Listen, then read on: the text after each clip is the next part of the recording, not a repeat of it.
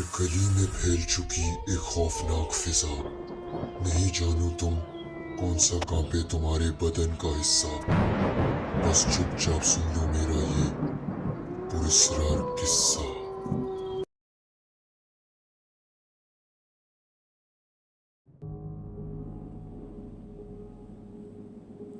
रात का वक्त था। हवा ठंडी थी, लेकिन उस ठंडक में एक अजीब सा वज़न महसूस हो रहा था, जैसे हवा में कोई कहानी दब के बैठी हो। पुराने शहर के बिल्कुल किनारे पे एक लंबा सा रोड था, जो सीधा जाकर एक तन्हा 2 मंजिला वुडन घर पर ख़त्म होता था। उस घर का नाम था हार्पर हाउस। लोग इस घर को सिर्फ नाम से नहीं जानते थे, बल्कि बचपन से इस घर के मुतालिक कुछ ऐसे जुमले सुनते हुए आए थे। उस घर के पास ना जाना, दूर रहो उस घर से, इस घर में कुछ तो है। घर बिल्कुल सन्नाटे में था। उखड़ी हुई लकड़ियाँ, टूटे हुए शीशे और दरवाजे की हल्की हल्की हिलती आवाज़, ये सब चीज़ें मिलकर इस घर को और ज़्यादा पुरस्कार बनाती थीं। नीचे के कमरे की एक खिड़की से हल्की जर्द रोशनी निकल रही थी, जैसे कोई वहाँ अभी भी रहता हो, जैसे कोई अभी भी इंतज़ार करता हो। मगर असली बात ये थी, इस घर में सिर्फ यादें नहीं बल्कि एक रूह रहती थी। अस्पताल की एक कमरे में एक बहुत बुढ़ा आदमी बेहोश पड़ा था। चेहरा झुर्रियों से भरा हुआ, आंखों में हल्के, सांस लेने में दिक्कत। ये था विक्टर हार्पर। लोगों ने समझ लिया कि वो मर चुका है, लेकिन वो मरा नहीं था। वो सिर्फ इस दुनिया और आखिरत की दुनिया के बीच फंसा हुआ था। आखिरी सांसें उसकी चल रही थीं और उसका दिल सिर्फ एक नाम पुकार रहा था, एवलिन। हार्पर हाउस के ड्राइंग रूम में एक ठंडी नीली रोशनी हिलती जा रही थी। अंधेरा इतना घना था कि इंसान को सामने का रास्ता नजर न आए, मगर फिर भी कोई चीज़ वहाँ चल रही थी। कोई चीज़ जो जिंदा नहीं थी। एक लंबी सी परछाई, बिखरी हुई जुल्फ़ें, एक सफ़ेद पुराना गाउन, आंखें बिल्कुल चमकती हुई, जैसे वक्त रुक गया हो। ये थी एवलिन रोवेन, जिसको लोग अक्सर मिसेस हार्पर कहकर भी पुकारते थे।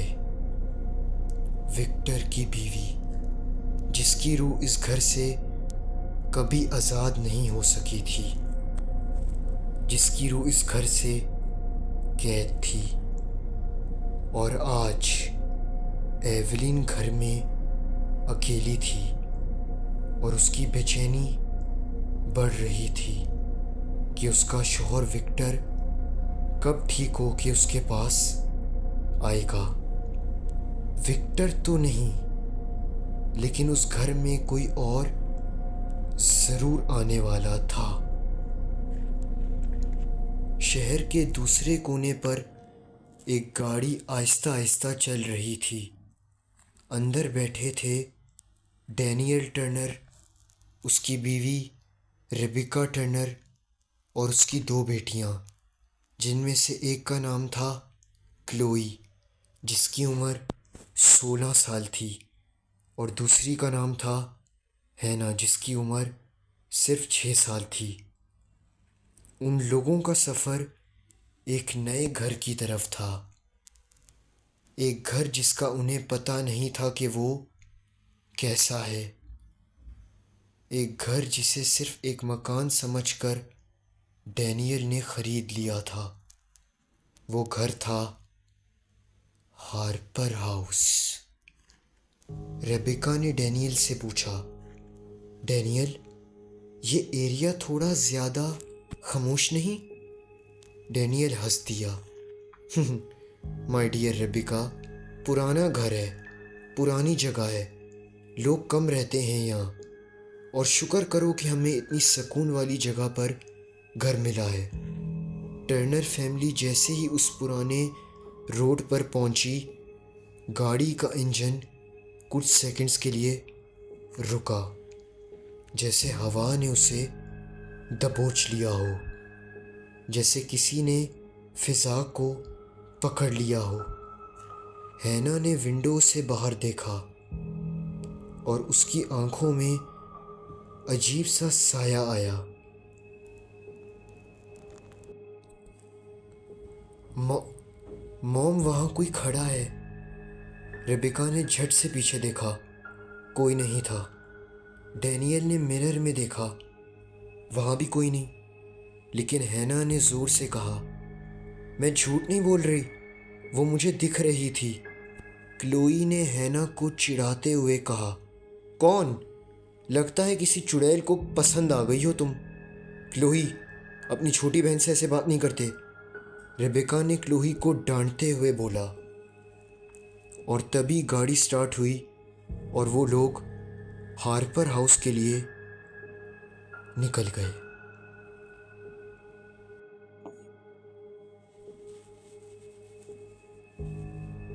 रात का पहला पहर था जब टर्नर फैमिली ने आखिरकार हार्पर हाउस का दरवाज़ा खोला।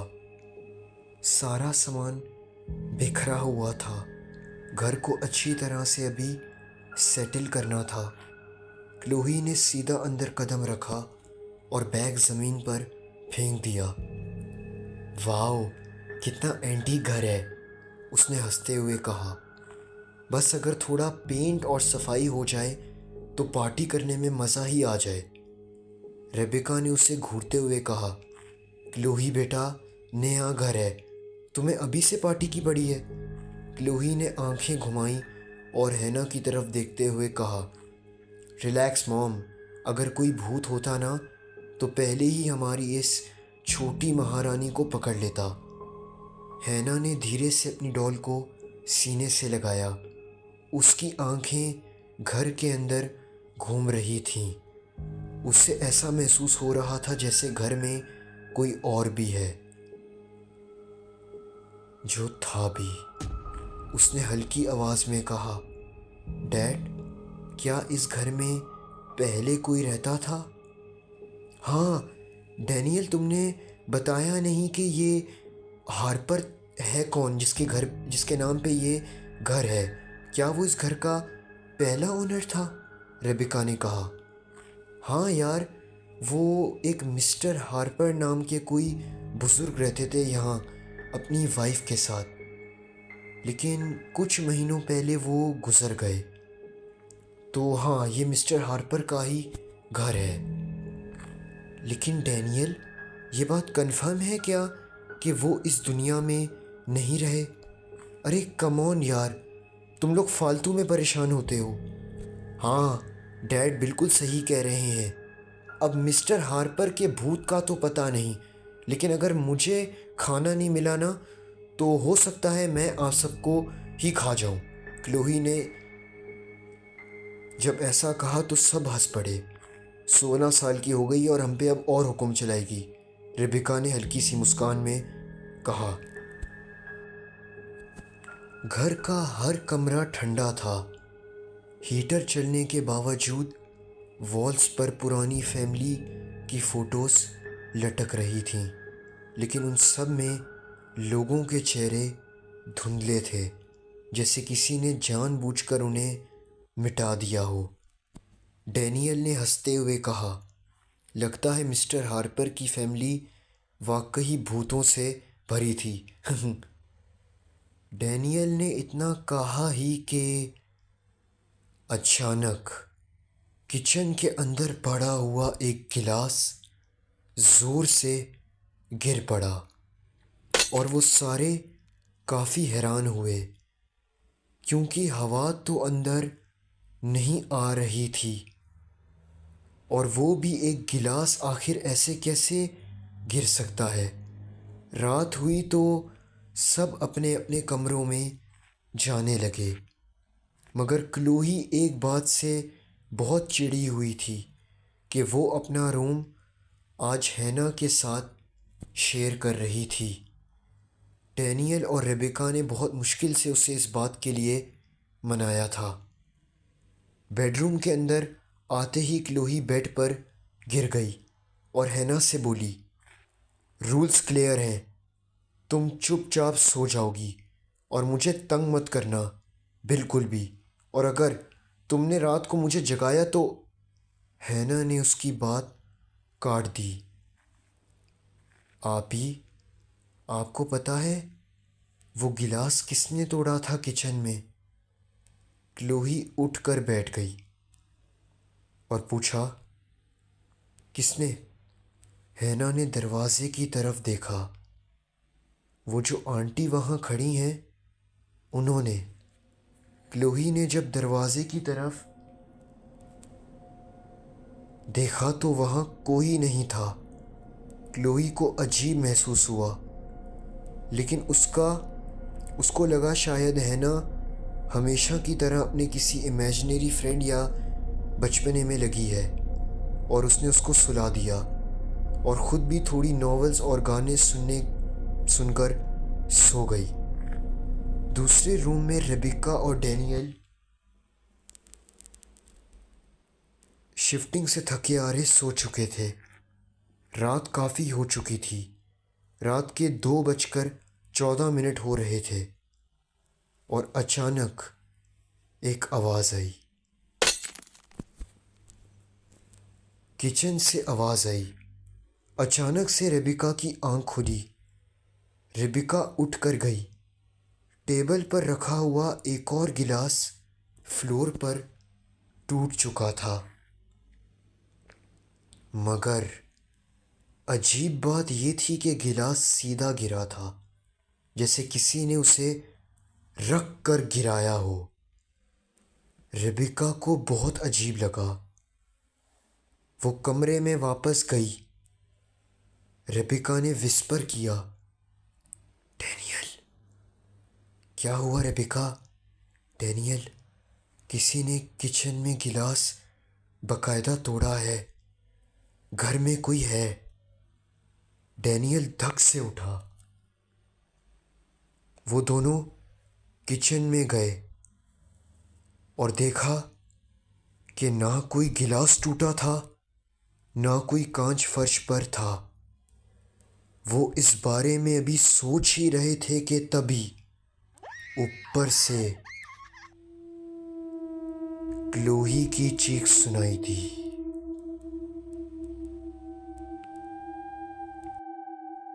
जब रेबेका और डैनियल क्लोही की चीख सुन के उसके और हैना के कमरे में पहुंचे तो हैना रोते हुए बाथरूम के सामने बैठी थी और इशारा कर रही थी बाथरूम के दरवाजे की तरफ।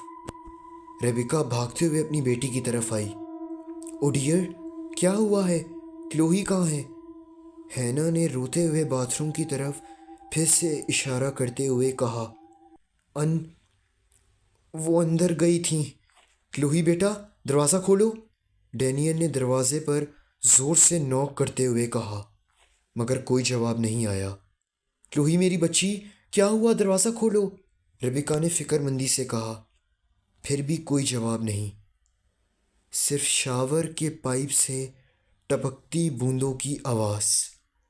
डैनियल ने हैंडल जब ज़ोर से घुमाया तो दरवाज़ा खुल गया और अगले ही लम्हे क्लोही ज़मीन पर बेहोश पड़ी मिली।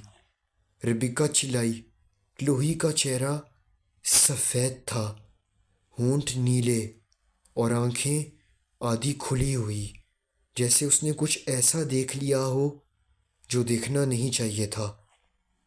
डैनियल ने रेबेका से कहा, रेबेका, पानी लेके आओ फ़ौरन। डैनियल ने क्लोही को उठाया और बेड पर लिटाया। काफ़ी देर पानी छिड़कने के बाद जब क्लोई को होश आया और रेबेका और डैनियल ने जब उससे पूछा कि क्या हुआ था, तो क्लोई का बयान कुछ यूँ था। मॉम, डैड, काफ़ी देर तक मैं नॉवेल पढ़ रही थी। जब मैंने देखा कि हैना कंबल ओढ़े सो गई तो मैंने सोचा कि मैं भी सो जाऊं। लेकिन उससे पहले हमेशा की तरह मैं बाथरूम जाके सोने से पहले मुंह हाथ धोने लगी थी। मैंने नॉवेल टेबल पर रखी और आराम से दबे पांव बाथरूम की जानिब बढ़ने लगी ताकि हैना उठ ना जाए। बाथरूम के अंदर आते ही मैंने देखा कि लाइट ऑफ थी। मैंने लाइट ऑन की तो देखा कि शीशे में काफ़ी धूल थी, जो मैं कपड़े से साफ करने लगी ही कि तभी अचानक लाइट चली गई। मुझे कुछ ऐसा महसूस हुआ जैसे मेरे पीछे कोई है। मुझे कुछ समझ नहीं आया कि आखिर हुआ क्या, लेकिन असली झटका तो मुझे तब लगा जब लाइट वापस आई। मेरे उस्सान खता हो गए थे। वो पहली चीज़ जो मैंने देखी, बाथरूम के दरवाजे पर, मतलब मेरे पीछे, लोही की सांस तेज हो गई ये बताते हुए। वो वो वहाँ थी मेरे पीछे। रेबेका झुककर अपनी बेटी के पास आई। कौन बेटा? लोही ने आंखें बंद कर ली। बाथरूम के शीशे में मैंने देखा मेरे पीछे एक बूढ़ी औरत खड़ी थी। वो बहुत भयानक थी। मॉम, डैड, मुझे समझ नहीं आ रहा था कि वो क्या कर रही थी, वो क्या कहना चाह रही थी। उसकी आंखें बिल्कुल सफ़ेद थीं, चेहरा जला हुआ लग रहा था और वो मुस्कुरा रही थी। लोही के मुंह से सुनकर रेबेका की सिट्टी गुम हो गई। उसने कहा क्या बेटा? लोही ने सर हिलाया। पता नहीं, लेकिन मुझे लगा जैसे वो कह रही हो, ये घर हमारा है। कमरे में खामोशी छा गई। लेकिन तभी डैनियल बोला, बेटा रिलैक्स, तुमने शायद कोई बुरा ख्वाब देखा होगा और तुम ना ये हॉरर नॉवेल्स वगैरह पढ़ना बंद कर दो। और तुम्हें ये बूढ़ी चुड़ैलें वगैरह ना दिखाई देती हैं, और साथ में तुमने इस अपनी क्यूट सी हैना को भी ये डरावनी नॉवेल्स वगैरह पढ़ाई हैं ना, तो इसलिए इसे भी दिखने लग गई हैं। नया घर है भाई, एडजस्ट होने में टाइम लगेगा। अभी इजी रहो, ये सब वहम है और कुछ नहीं। इसके बाद डैनियल और रेबेका ने क्लोई और हैना को तसल्ली देकर आराम से सुला दिया। डैनियल बिल्कुल इजी था। उसके हिसाब से ये सब वहम और नए घर में आने की वजह से हो रहा था। मगर रेबेका का शक अब बढ़ता जा रहा था। जब वो बाथरूम में गई, शीशे के सामने खड़ी हुई तो देखा वहाँ पे शीशे में एक क्रैक था। उसने हाथ उठाया और शीशे को छुआ। अचानक उसे ठंडक महसूस हुई, जैसे बर्फ। उसने आराम से कहा, हे, तुम जो कोई भी हो, अगर तुम यहीं हो तो मेरी बेटियों से दूर रहो। उसी वक्त लाइट फ्लिकर हुई। रेबेका का दिल जोर से धड़का। अगले दिन रेबेका और हैना बाहर खेल रहे थे। लोही रात के वाक़ये के बाद अभी तक सोकर आराम कर रही थी और डैनियल बिखरे हुए सामान को आहिस्ता आहिस्ता सेट कर रहा था। शाम का वक्त था। डैनियल बेसमेंट में गया बॉक्सेस अनपैक करने। नीचे हवा और ठंड भी थी। एक पुरानी रॉकिंग चेयर खुद ब खुद अचानक डैनियल के सामने आई और हिलने लगी। डैनियल ने सोचा शायद हवा होगी। फिर उसने अपने कान के पास एक हल्की सी आवाज़ सुनी, डैनियल। उसने मुड़कर देखा, कोई नहीं, बस एक पुरानी फ़ोटो फ्रेम ज़मीन पर उल्टी पड़ी थी। फ़ोटो में एक मर्द और औरत थे जिनका चेहरा सही से दिख नहीं रहा था। आदमी का चेहरा थोड़ा बहुत दिख रहा था, मगर औरत का चेहरा बिल्कुल धुंधला था। इतना पता लग रहा था कि वो किसी ओल्ड कपल की फ़ोटो है। डैनियल को अजीब सा लगा और तभी उसने अपने पीछे एक अंधेरे वाले कोने से हैना की आवाज़ में सुना, डैडी। वो धक से पीछे मुड़ा। हैना, हैना बेटे, आप यहाँ क्या कर रहे हो बच्चे? लेकिन जब वो वहाँ गया तो उसने उसी रॉकिंग चेयर को वहाँ देखा जो खुद ब खुद मूव कर रही थी और उस पर हैना की डॉल पड़ी हुई थी। और तभी उसने अपने पीछे से हैना और रिबिका को अंदर आते हुए देखा, जो उसकी डॉल लेने वहाँ आए थे। अगर हैना रिबिका के साथ थी तो डैनियल को वो आवाज़ हैना की आवाज़ में किसने दी थी? अब डैनियल को भी पहले से ज़्यादा अजीब लगने लगा। खैर, घर आराम से सेट हुआ। उन्होंने रात का डिनर किया और दिन गुजर गया। अब रात हो चुकी थी। सब अपने अपने कमरे में थे। रात को क्लोही ने हैना को अपने पास सुलाया और अपनी छोटी बहन से कहा, हैना, अगर तुम्हें थोड़ा सा भी डर लगे तो मुझे बता देना, ओके? हैना ने अपनी बहन से कहा, आपने भी उसे देख लिया ना? क्लोही ने कुछ सेकंड्स सोचा, फिर सर हिलाकर कहा, हाँ। हैना ने आंखें बंद की। जब आप बाथरूम में गई थी तो वो बूढ़ी औरत आपके पीछे आ गई थी और उसने मुझे चुप रहने का इशारा किया था, इसीलिए मैं रो रही थी। क्लोही ने पूछा, हैना, आखिर वो है कौन? तुम्हें क्या लगता है? हैना ने बिल्कुल मासूम अंदाज में कहा, वो जो कोई भी है, लेकिन वो जिंदा नहीं है। वो रूह है, रूह।